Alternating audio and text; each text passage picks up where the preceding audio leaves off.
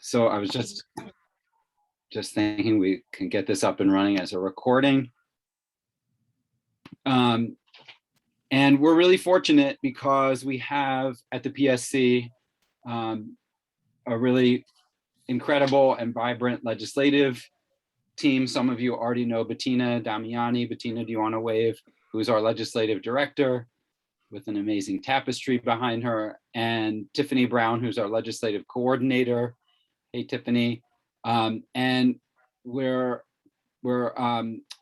privileged really tonight to have joining us the political director from the Central Labor Council, Lucia Gomez. Lucia is gonna walk us through the issues that are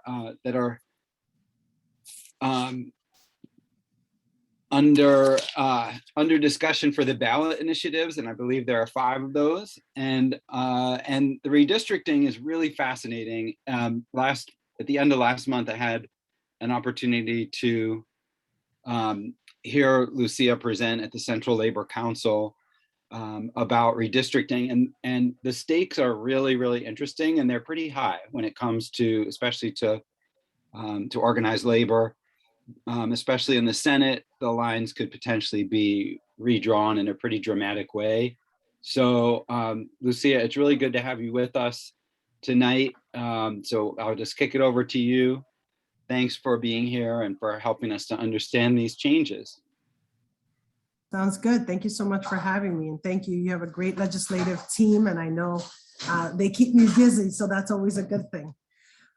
So one, thank you and welcome everyone. I know it's 7 p.m. so I'm going to try not to bore you too much, but I'm sure some of you will probably be really excited about these things. So I know I get really excited around redistricting. So I'm going to leave that towards the end of the conversation, although a large chunk of that is also in the ballot proposals. I'm a visual learner, so I am going to share my screen and see if we can follow along with the ballot proposals. When I get a second, I also will place the link of where you can find, well, you can find your sample ballot online, right, at the vote.nyc website. But let me go ahead and share my screen so that we can see a sample ballot. Okay, so this is a sample ballot, and behind the ballot, you're gonna flip the ballot, are the 5 ballot proposals. The first ballot proposal is all about redistricting. Anything and everything about redistricting has been all jam-packed into one proposal. And there's a couple of key provisions that I want to make sure we go over. In this, I have another document that highlights this a little bit better. Okay, so this is through the state AFL-CIO. They went through it. The state Fed does not have a position on ballot proposal 1. And as a result of them not having a position, the Central Labor Council has also not put forth a position on the ballot, okay? So we have not, and we will not be telling anyone to vote yes or no. We've been having a lot of conversations, but there's a couple of things that this independent redistricting question does. That's question number 1, okay, on your ballot when you turn it. One of them, it moves the timeline up for submission by the commission. The Independent Redistricting Commission is currently in its second round of hearings. They started earlier this month. They'll start in New York City on November 9th. And I did put up, and I'll go ahead and put up the Independent Redistricting Commission's website so you all have it, because it does have all the dates of the commission. And this has to do with the question. Because the commission already started their second round of hearings, and they're supposed to have a ballot. They're supposed to have a proposed map into the state legislature by November, based on future decades, right? This proposal requires them to change it to November 15th. In 2014, when this Independent Redistricting Commission ballot passed, right, when the creation of the Independent Redistricting Commission passed, it actually was based on a primary that took place in September. Since then, in 2020, we saw that New York State Senate and Assembly have primaries in the month of June, Okay, so based on a bunch of federal law requirements on congressional districts due to out of foreign ballots, they're required to have their primaries in June, the congressional reps. And for a time, we had congressional elections in June, and then we had the state Senate and Assembly races and the primary races in September. Since then, now that all the elections have been moved to June, this particular timeline sequence had to be updated to reflect the new electoral lines having to be in place by February in order for the Board of Elections to redraw election districts, because the election districts are untouched and they get really played with because census geography doesn't abide by election geography. And so as a result, there needs to be time to redraw those election districts so we can determine where people vote, right? What election districts they live in, so people can turn out to vote for the appropriate candidates based on the new district lines. As a result, the first provision of the redistricting process changes the timeline so that the final proposal by the commission has to be submitted by January 1st, and the second submission by January 15th. So the first deadline for this commission is a joint plan by January 1st, and their second plan January 15th.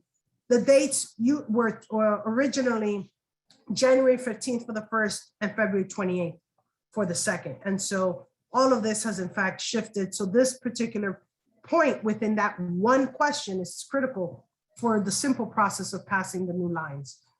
It repeals the threshold for the adoption of the plans.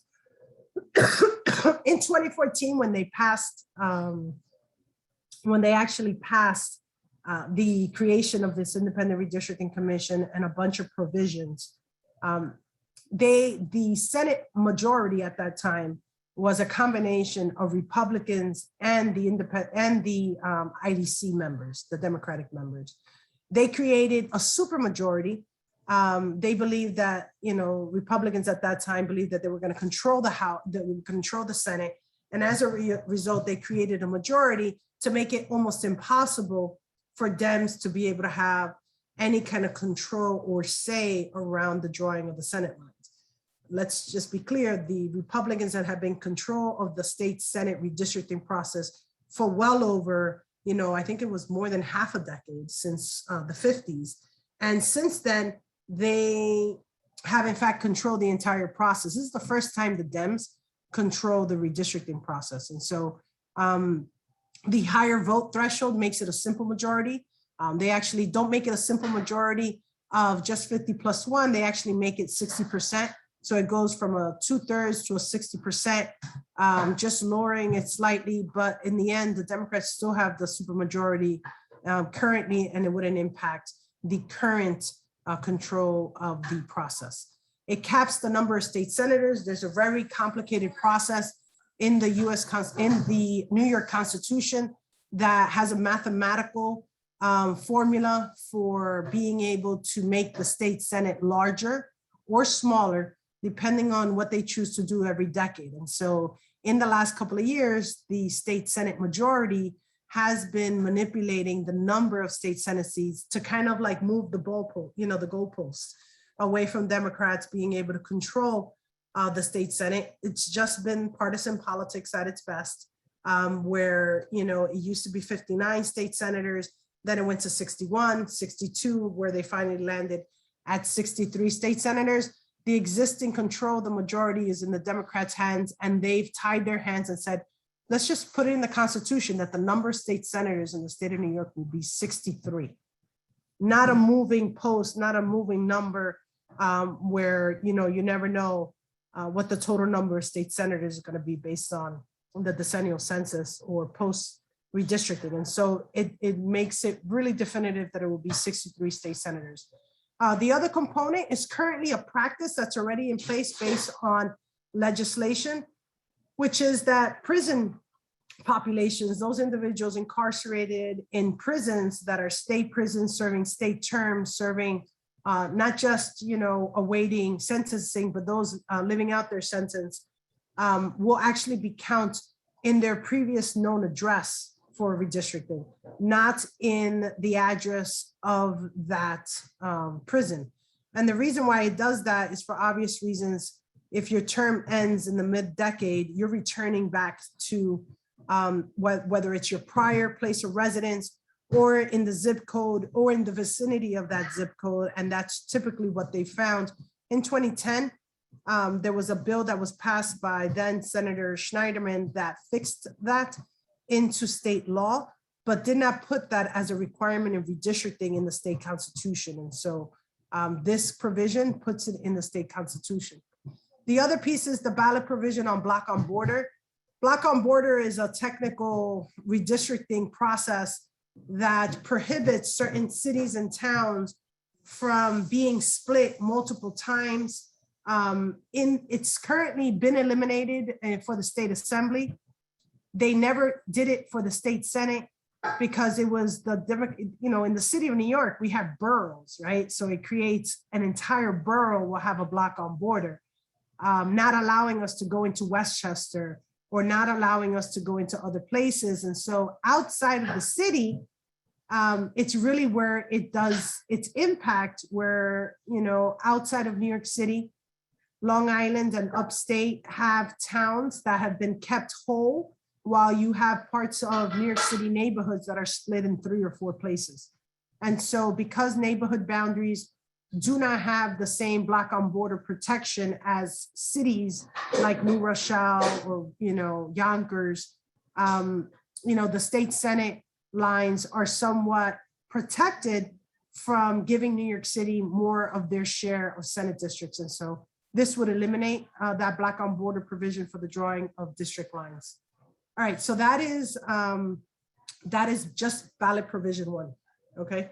I think that's the hardest one because it has so many bits and pieces to it. Does anyone have questions on that specific one?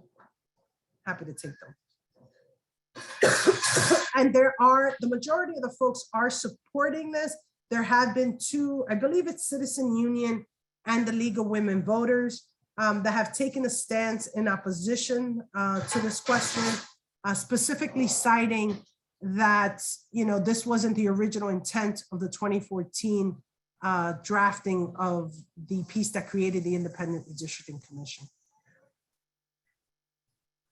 Anyone have questions on that?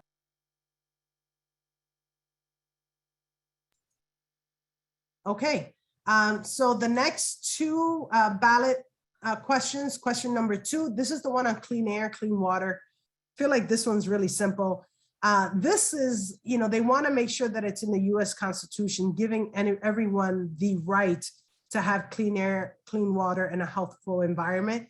This actually helps create further legislation that jives and chimes with the New York State Constitution, so that they stop getting all these challenges against, a lot of the clean energy and a lot of the environmental justice pieces of legislation that have come into place. A lot of times they say this is not something that the New York Constitution claims to be a right of every resident, and therefore, makes it harder to push forward with these kinds of environmental justice legislation. Sample question number 3, this eliminates the 10-day advance voter registration requirement. This is essentially step 1 to same day voter registration. And so this is another provision, I believe. Yeah, here we go. Same day voter registration. It passed both in the House in 2019 and in 2021 in the Senate. And it removes the 10-day advance voter registration requirement. The state Fed did not take a position on this ballot provision. Therefore, the COC does not and is not recommending anything on this. I would say, just from hearing from a lot of different advocates, there's a lot of reasons why, same-day voter registration is a positive, right? It creates an opportunity that if you moved or if you didn't realize that your registration had been purged, you can show up and vote on that day versus in many instances being turned away, being provided a provisional ballot that is essentially not counted until after, unless there's a deciding factor. And so same-day voter registration is being advocated by a lot of different, organizations. The fourth ballot provision is the no excuse absentee ballot. This one is pretty much similar in practice to what we've seen since the start of the pandemic in 2020, which is the ability to request an absentee ballot. If you use your absentee ballot and you drop it off, your ballot will get counted absentee and therefore you can no longer turn to a poll. But if you request an absentee ballot, you do not cast your absentee ballot by mailing it in or dropping it off at the Board of Elections. You can still show up in person and vote, and your request for an absentee ballot will be nullified, and therefore you'll be able to vote and cast your ballot as if, you know, but just in case, those individuals that wanted to request an absentee ballot can still do so, whereas in the past you needed a rationale and a reason why to request an absentee ballot. So this is the fourth question, is the no excuse absentee ballot. And then the final question, this one is really on raising the threshold of $25,000 to $50,000, where the civil court can hear, and this is the jurisdictional. It's a jurisdictional issue. You don't have to go, you can go to civil court to hear claims up to $50,000 versus the typical cap of $25,000. And so that's the fifth ballot question. And those are your 5 ballot questions. And we've taken position on the clean air, and we're saying yes to that piece and to the no excuse absentee ballot. We've taken a position of yes on that. Questions? I think I see someone. Marcia? Marsha. Tiffany, you can manage that, right? I got you. Marsha. All right, hold on, yeah. My question is, what's the disadvantage of having more than 63, is it 63 reps or 63 districts? Because that's one question. The other, I mean, I'm a little confused. I mean, I'm all for it, but I don't understand it. You know what I mean? But what's the, I don't know. Yeah, what are some negatives about any of these bills? I see them as all positive. On what grounds, or is anybody, like with women, the League of Women Voters, why are they objecting? Okay, so some of the arguments on the redistricting provision, one, the majority of the people agree on the full scope of the redistricting provision because there's so much jammed in there. There's one piece that's getting people a little, having a little of a hissy, and that is that they want to make the redistricting process completely nonpartisan, not apolitical, and they don't want anyone to be able to control, whichever party, Republicans or Democrats. And so the threshold of going from a 2/3 majority of the state Senate to a 60% majority of the Senate has people feeling that because the Democrats have the supermajority right now, they are in fact creating a scenario where they don't need the 2/3, even though they have the 2/3 if they want it right now. The Democrats are saying there's no sense in having such a huge majority of a 2/3 for the passing of lines if a 60% serves the similar purpose.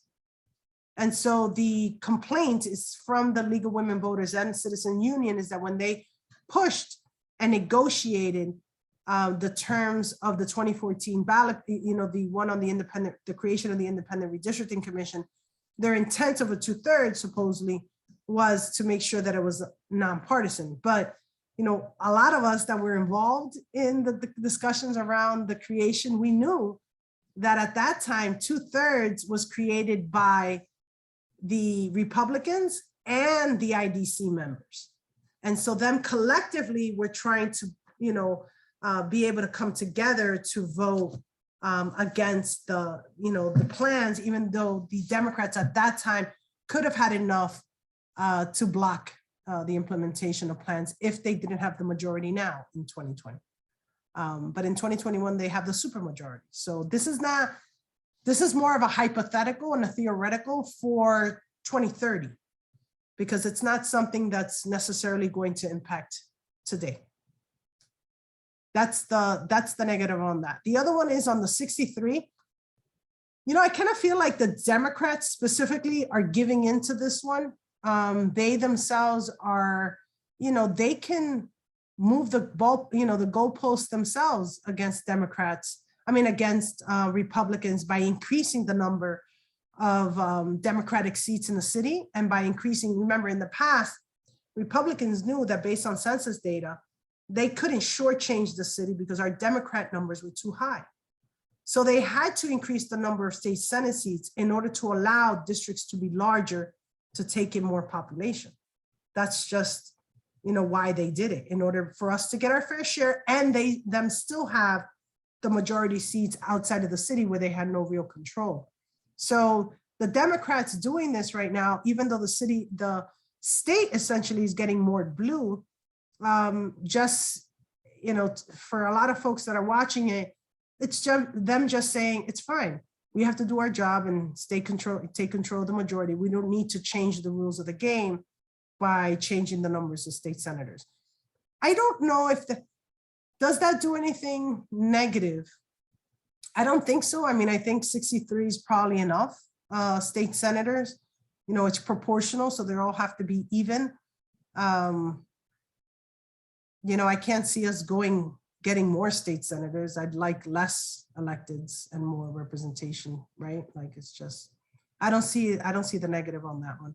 I think the negative is if you're a Democrat and we have changes throughout the next the next decade that get more red and more Republican, then you wouldn't be able to manipulate your majority status in 2030. And so to some degree, they are tying their hands at putting it in the Constitution, a set number.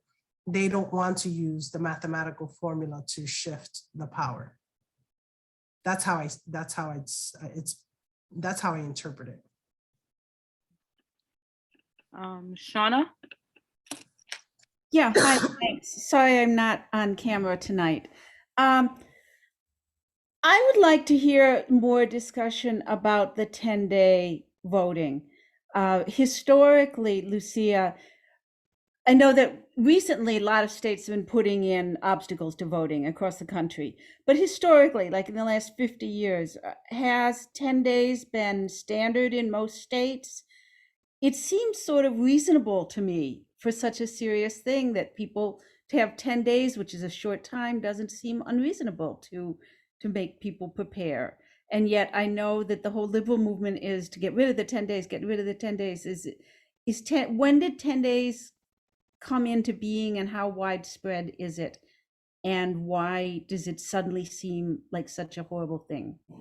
I remember when it was 28 days, and not too long ago. So I would say it's been slowly creeping into its elimination, right? Doing same day voter registration. That's been the baby steps. I don't know what year, but I will tell you it's been in the last 4 years, at least. That just in New York or in other states as well? In other states as well. I know, I can't tell you, to be honest with you, there's been same day voter registration in northern states for quite some time now in the last decade.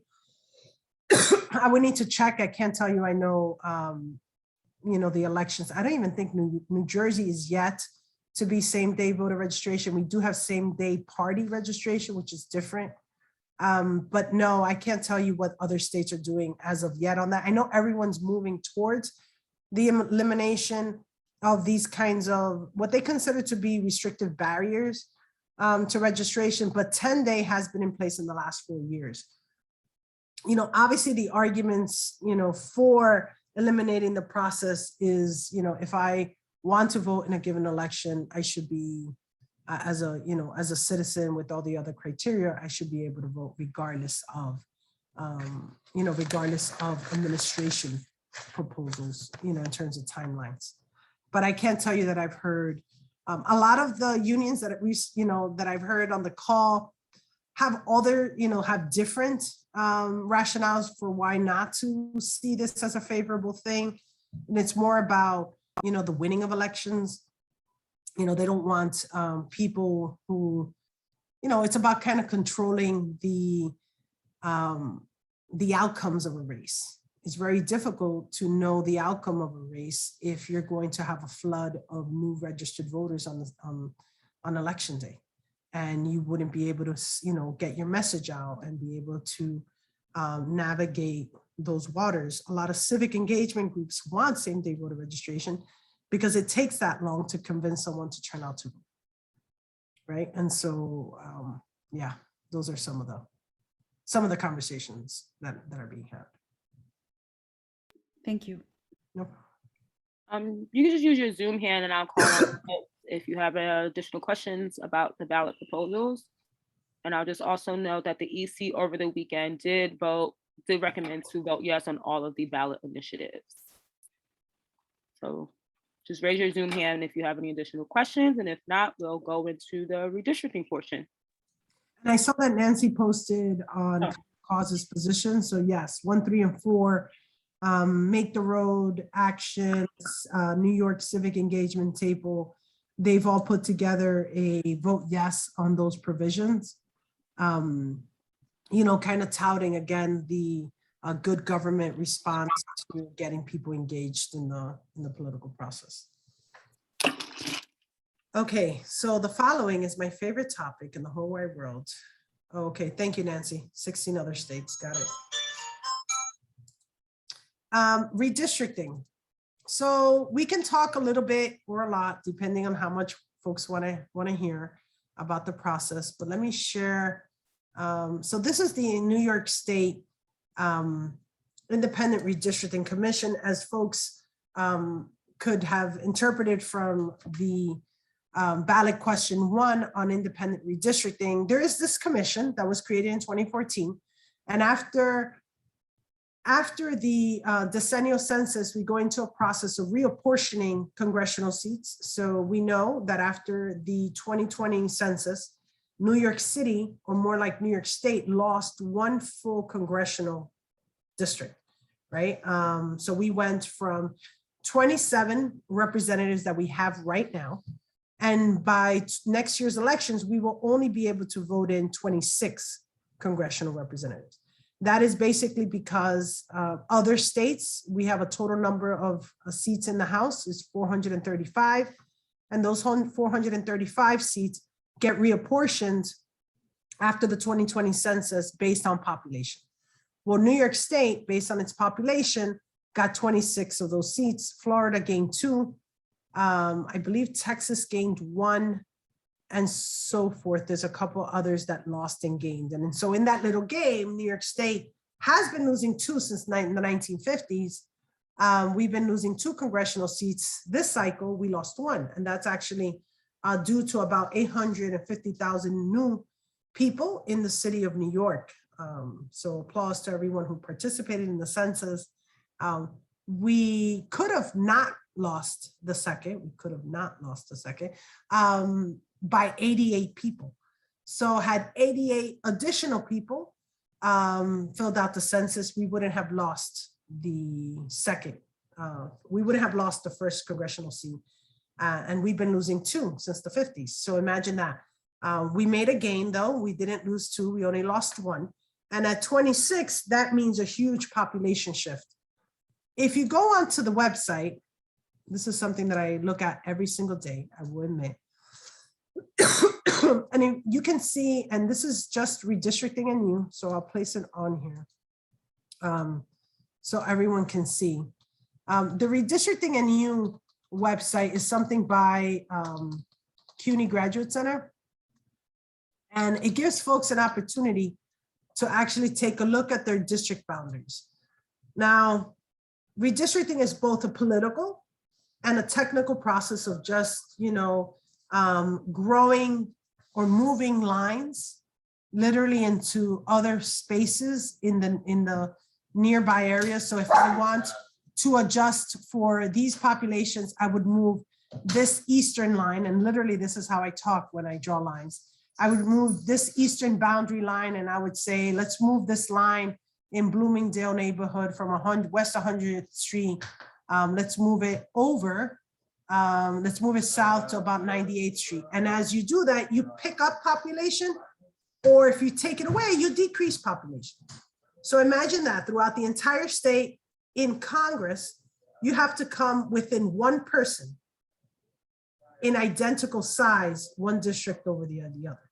So in this chart here on the left, in the Redistricting NU website, you can see, and this shows you the areas of the state in color coding that have grown, that have seen growth in population, and others that have seen a decrease in population, and therefore means they need to gain.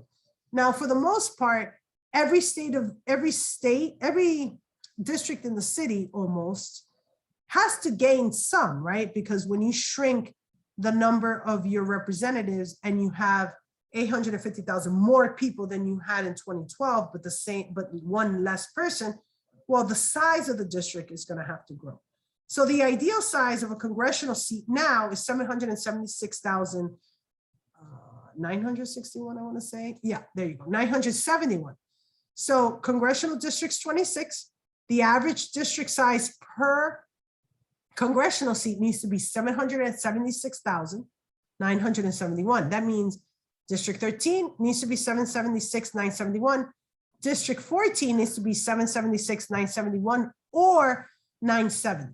No more than one person. It cannot go 2 people, it cannot go 16.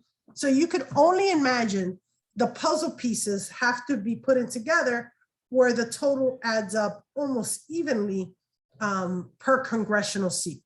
So in this map, you see a lot of brown, which means that the districts need to gain in population. And this is all of upstate.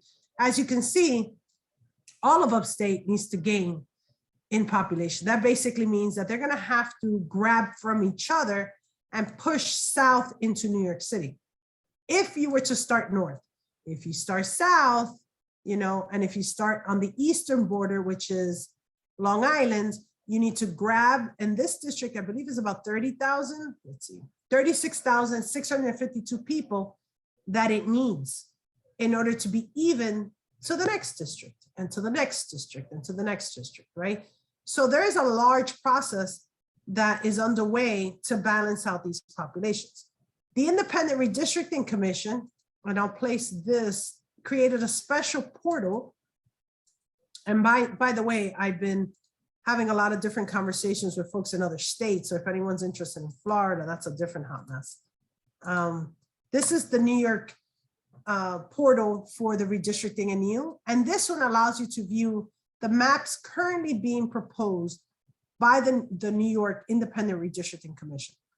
The problem, as you can only imagine, and this is why the ballot question 1 is critical, is that the Republicans appointed their representatives 5, and the Democrats appointed their representatives another 5. Well, those 5 and 5 could not come up with one plan to submit. So they submit 2 plans for review by the general public. Those 2 plans are the letters, Congress plan, as you see over here on the left-hand side, and the names plan, which is over here on the left-hand side as well. The Redistricting NU site gives us a comparison of lines. So the names plan is the green, and what it does is that it shifts population. It does a lot of things, but let's give an example. It breaks up District 13, takes Upper Manhattan with Riverdale and the South Bronx and creates 1 seat. Now that's currently basically 2 seats, but then it creates a Harlem seat with an East Harlem seat and the Upper West Side. That would be a lot of no-nos in a lot of people's minds. When you look at the letters proposal, which is the letters plan is the Democrats' lines, and the names plan, the green, is the Republican lines, you could already imagine that we have an issue to begin with. The fact that the Independent Redistricting Commission creates 2 sets of partisan plans already tells us that the process is flawed. It's flawed for it being independent. It's flawed for, it having an opportunity to really reflect the population growth and the dynamics. So 2 very different plans proposed for the same set of numbers, the same set of geography. For obvious reasons, the Republican plan protects upstate and the suburban areas, And then the downstate, the letters plan, which is the Democratic plan, protects the New York City area and, you know, all the districts. Now you can see the proposals in this website from Congress to Assembly to State Senate. And so, you know, if you desire, you can take a look at where you live and want to see what the line shift could be there. The hearings will begin on November 9th in the Bronx at Bronx Works. I believe there will also be an opportunity for virtual hearings, but there will actually be a lot of people testifying either for or against any of these plans and potentially submitting their own plans. And there's a lot of opportunities that folks have to submit their own plans. I play around with something called Dave's Redistricting. And if you look, this is just an example, right? But if you look at these plans, this gives you census blocks with numbers. And what that means is that you literally get to move either north or south or east or west in order to draw streets in or streets out of the plans. So census data allows you to view, you know, an area, not just based, you see this, not just based on, you know, geography and blocks, but numbers. So if I want to move this entire polygon that's highlighted in blue from one district to the next, I need to make sure it's connected. So in order for me to get this polygon, let's say someone lives here and I really want them in the neighboring district, then I have to create a pathway through all these blocks to grab that district. And so, you know, people talk about gerrymandering. It's possible. You know, we have a lot of creative things that could get done when you have to go down to the one person. But, you know, the state is currently undergoing this entire process of redistricting.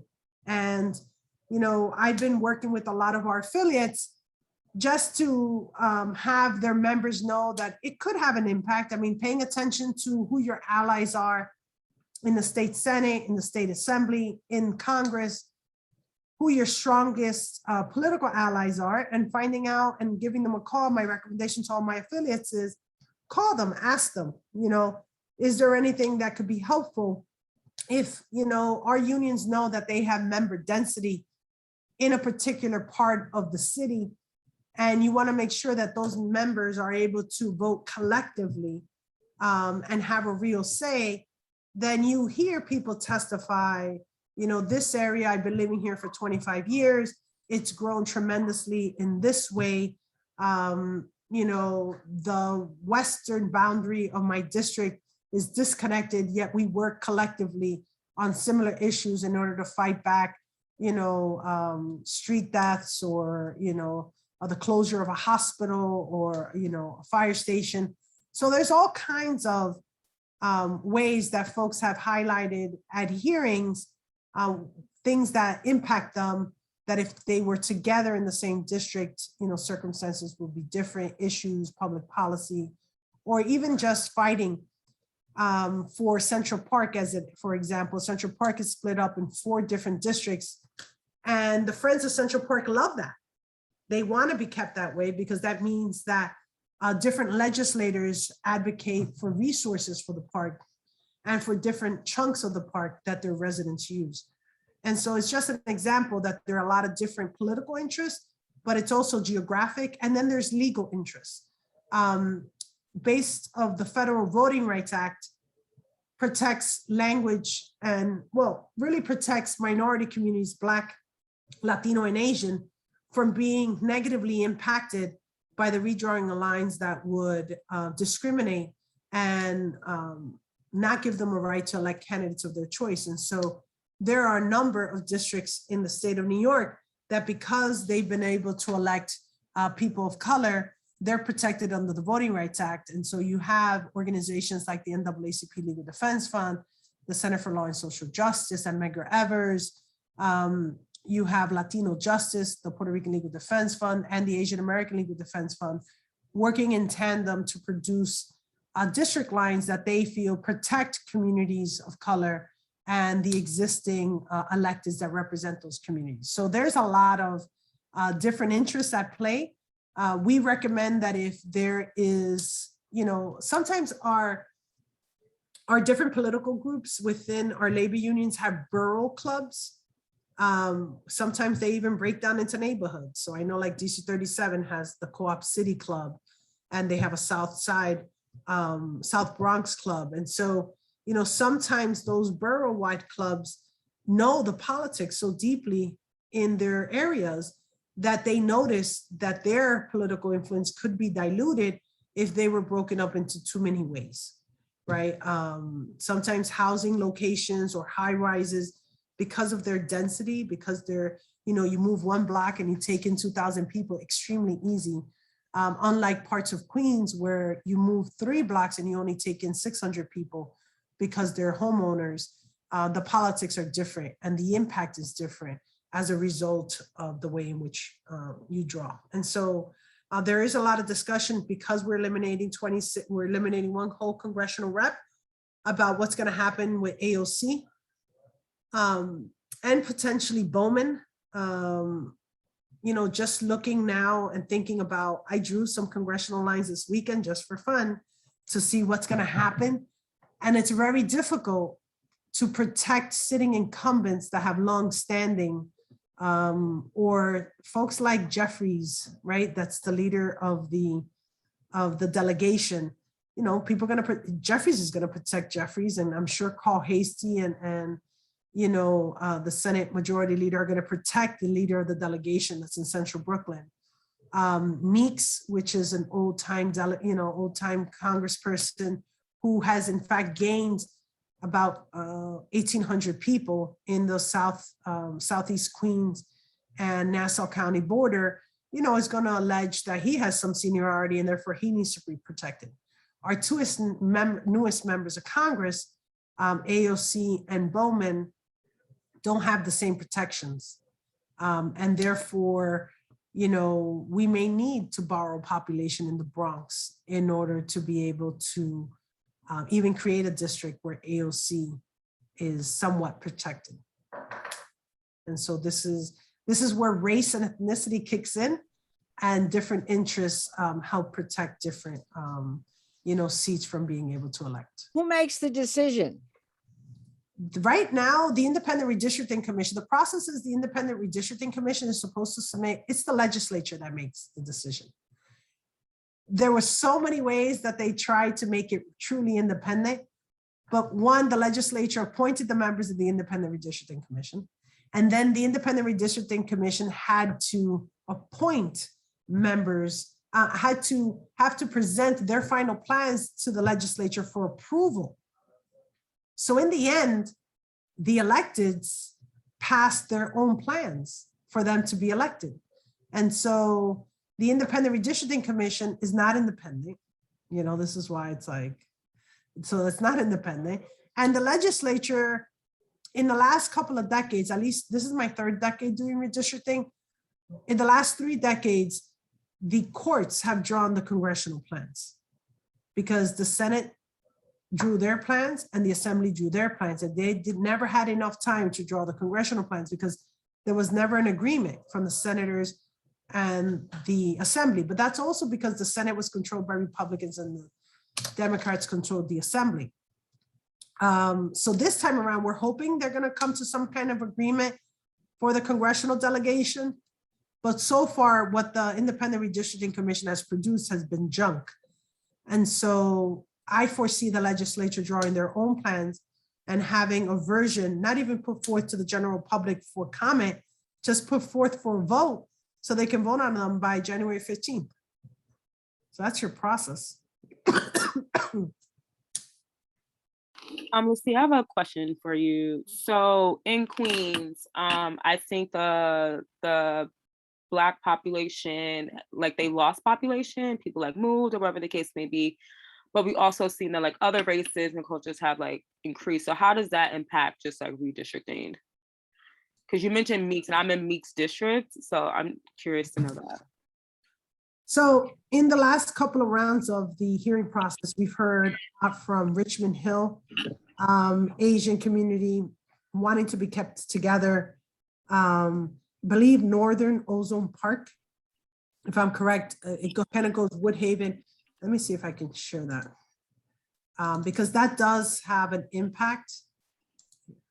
And just so folks know, race data is the only additional set of data that is provided in this first round of redistricting. So the numbers that you're going to see here change in the colors are based on race, okay? So some of these numbers may not be shocker in terms of race dynamics, in terms of way communities live. New York City has always been highly segregated, but this district is District 5, right? The oranges and the shades of oranges are African-American communities. And you see the darker, the more dense, right? Southeast Queens. The darker, here we got, it says that even the neighborhoods on there, Springfield Gardens, Rosedale, St. Albans, Cambria Heights, really dense. When it comes to the Asian community, this is what I was talking about, Ozone Park, right? Richmond Hill and Richmond Hill over here, right? So Asian community is currently split between two different districts. This district being, I want to say this is Meng. Hold on.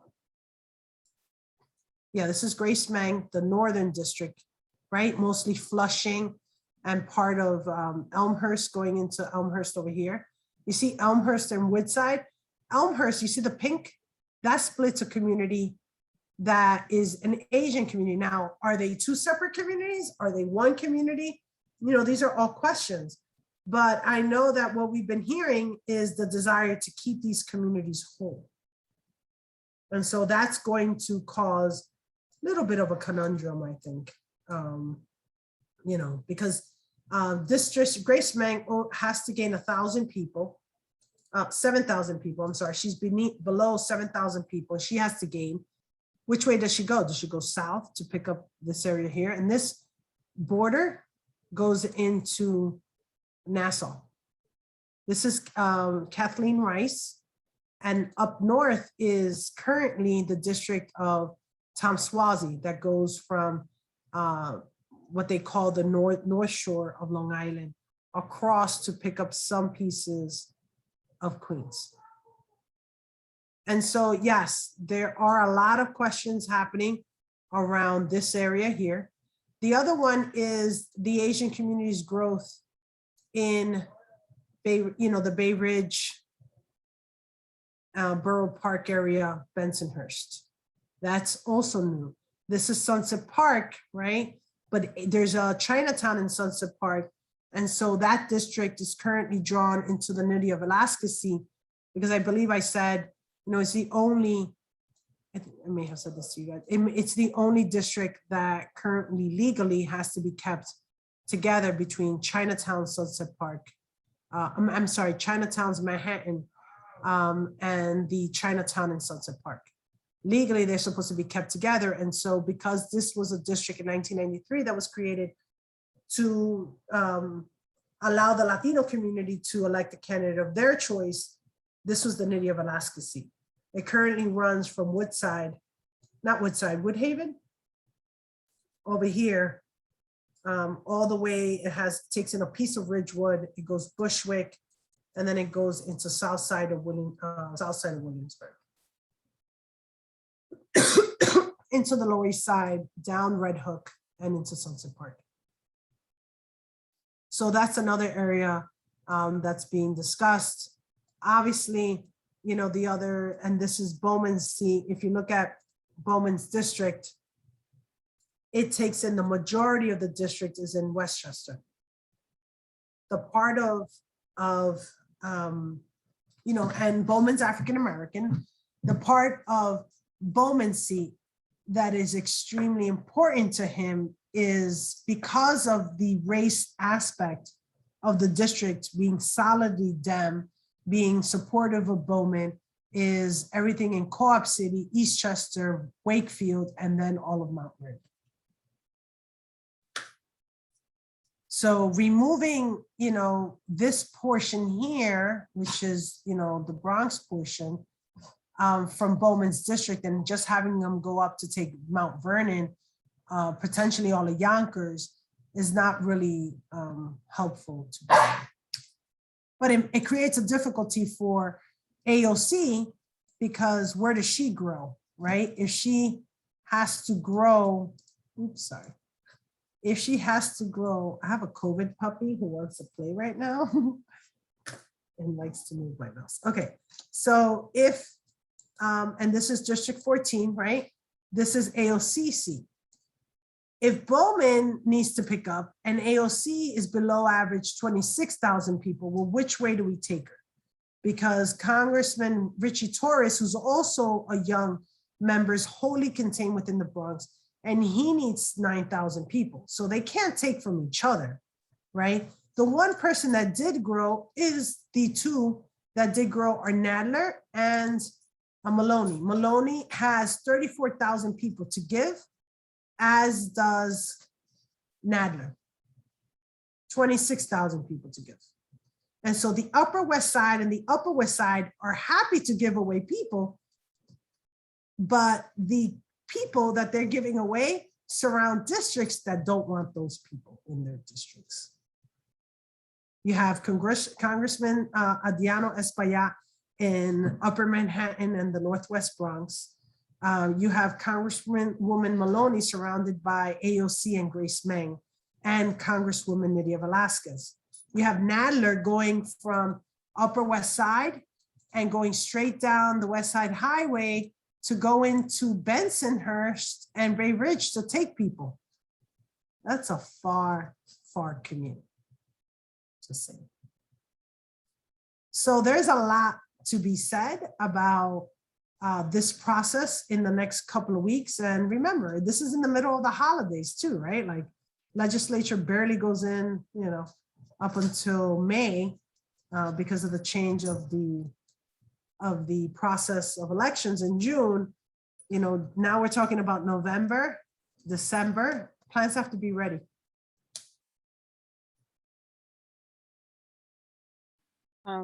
Any questions? Major Zoom hand. Oh, everyone's really quiet today. You did a great job, I guess. Oh wait, Marsha. Can't hear you, Marsha. You're on mute. It sounds totally irrational to me. I'm sorry. Totally irrational. And I'm not logical, not kind, it sounds bad. And it sounds to me that people who live in a district should decide what district they want to be in or who they want as their cousins or whatever the hell. I mean, are there any plans to redo the whole thing? No. You mean in terms of the process of drawing and who approves it? Yes, and the concept. In other words, the bottom line of the concept. I don't get. This was the good government negotiating point with Cuomo in 2014. I remember watching this and saying, this is not going to play out like that. There's reality check. Like no legislature is going to give up their right to redraw their lines. Now, New Jersey, as an example, this I know in terms of my other states. New Jersey's process, has an independent redistricting commission and ends up never deciding collectively, right? Because the Dems vote for the Dems and Republicans vote for their plan. But then they have a really neutral, usually the chair of the Rutgers Law School or something, the dean, be the deciding factor. He draws his own version of their versions, right? It's like ridiculous. And the courts are allowing incumbency protection for the legislatures, like throughout the country. I mean, we see this happening in Texas right now, where they're drawing all kinds of crazy ways to maintain or increase Republican control in the House by the redrawing of these lines. Same thing is happening in Florida.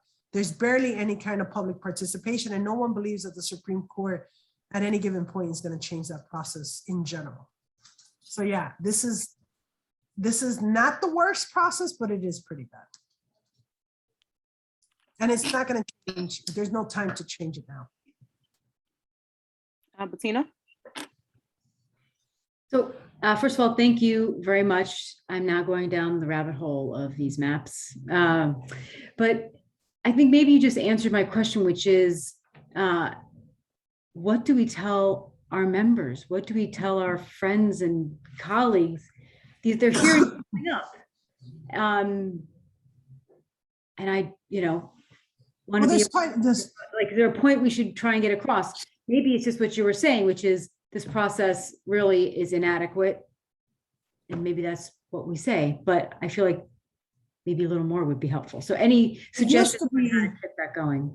we used to have, there used to be something called Section 5, which required the state of New York to pre-clear any kind of changes to 5 of the districts in the city, 5 of the jurisdictions, actually 3 of the boroughs, Bronx, Manhattan, and Brooklyn, because of previous racial discrimination. And so the Department of Justice would be brought in to pre-clear any plan. And so that was a good way to ensure that these plans weren't just completely off the wall and gerrymandered racially. Now, I would say that the hearings are a good opportunity to get your voice heard, even if we know that the Independent Redistricting Commission is kind of like a sham. It's sort of like the red herring to keep us all busy doing that. We do know that the legislature has to have a reason why they draw certain plans, because anybody can sue. You can sue these plans and they will not be put in place, and the courts will then take it away from the legislature's hands and redraw their plans. We know that the Republicans are probably going to sue the Democrats' plans, just because Democrats sued the Republicans' plans 10 years ago. It's just the thing.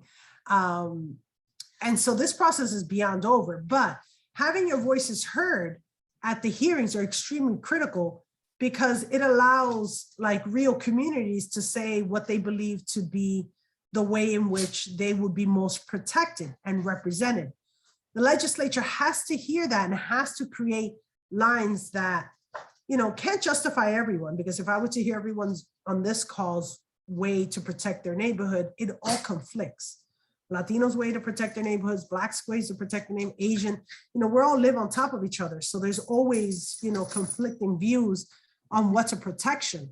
But ultimately, the legislature is supposed to take in all these comments and all these recommendations from the general public. So I would say the hearings are your best way to voice your concern, not just about process, but about specifically how your current districts are and what needs to happen. The hearings are the best place right now. Actually, it's the only place right now. Thank you. Final questions before we wrap up? Well, thank you very much, Lucia, for this presentation. We really appreciate it. And if anybody needs any help with, like, let's say you really want to participate and you really want to testify, there's a part of the district that, place in the city you live in that you really want to be engaged in, let me know. I mean, I could probably help you out, take a look at what's happening at the Senate Assembly level and help you navigate that. I'm happy to do that. yeah. Awesome. Thanks, Lucia. Hopefully you feel better. Good night, everyone. Bye. Thanks, Tiffany. Thanks, Lucina. See you tomorrow. Bye. Good night.